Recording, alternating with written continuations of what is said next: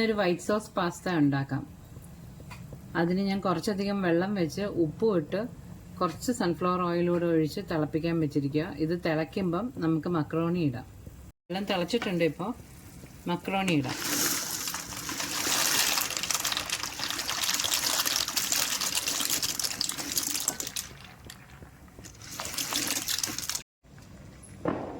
ഇതൊന്ന് വേവാൻ വേണ്ടി ഒരു 5 മിനിറ്റ് അടച്ചു വയ്ക്കാം.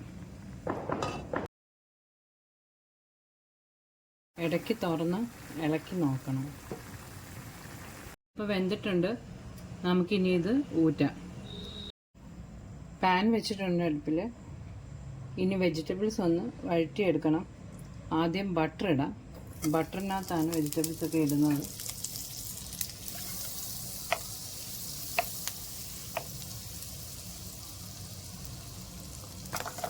സവാള, ക്യാപ്സിക്കം, ഗ്രീൻ പീസ്, ഇത് ഫ്രഷ് ഗ്രീൻ പീസാണ്, ക്യാരറ്റ്,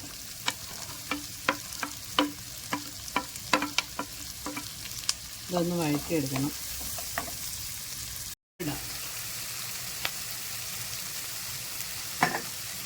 ഇത് ഒരുപാടങ്ങ് വെന്ത് പോകണ്ട,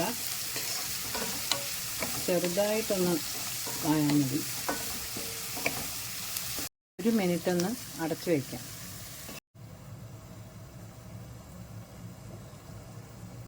വെജിറ്റബിൾസ് റെഡി ആയിട്ടുണ്ട്. ഇത് മാറ്റി വെച്ചിട്ട് ഇനി വൈറ്റ് സോസ് ഉണ്ടാക്കാം. ഇനി വൈറ്റ് സോസ് ഉണ്ടാക്കാൻ വേണ്ടി ആദ്യം ബട്ടർ ഇടാം. ബട്ടർ മെൽറ്റായിട്ട് വരുമ്പോൾ വെളുത്തുള്ളി ഇടണം.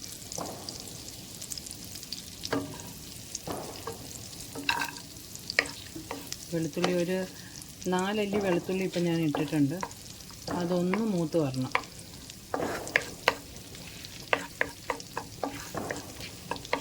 ഇനി മൈദ ഇടാം. മൈദ 2 ടേബിൾ സ്പൂൺ മൈദ ഇടാം.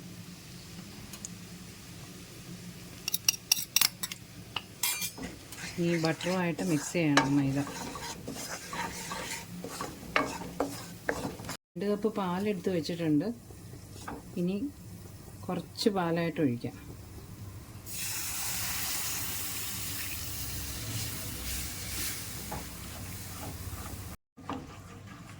പാല് കുറേശ്ശെയായിട്ട് വേണം ഒഴിക്കാൻ.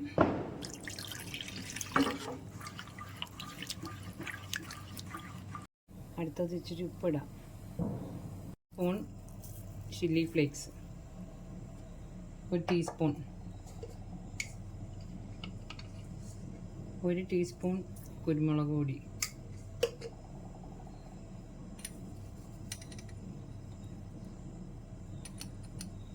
1/2 ടീസ്പൂൺ ഒറിഗാനോ.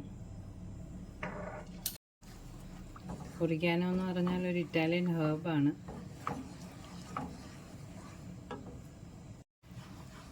കുറച്ച് ഫ്രഷ് ക്രീം ഒഴിക്കാം.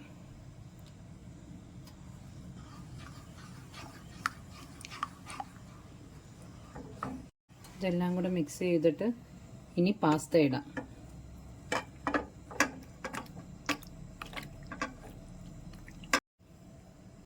ഇതിലോട്ട് നേരത്തെ റെഡിയാക്കി വെച്ച വെജിറ്റബിൾസ് കൂടെ ഇടാം.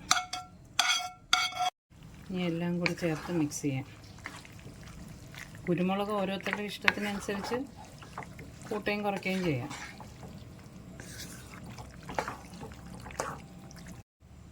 ഇനി ചീസ് ഇടാം.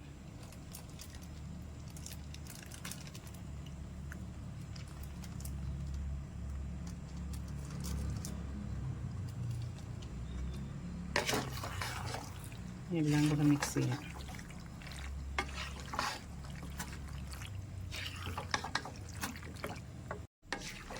ഇത്രയേ ഉള്ളൂ. കുട്ടികൾക്കെല്ലാം ഇത് നല്ലോണം ഇഷ്ടപ്പെടും. എല്ലാവരും ഒന്ന് ട്രൈ ചെയ്ത് നോക്കണം.